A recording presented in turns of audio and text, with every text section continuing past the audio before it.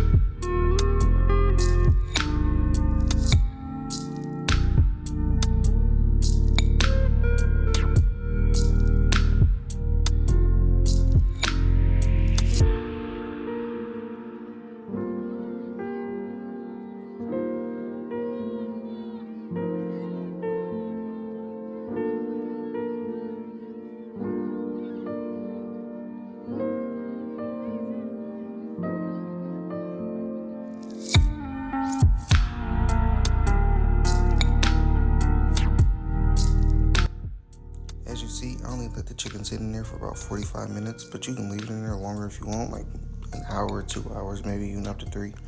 But just leave it in the buttermilk. It'll let the spices and everything really set into it.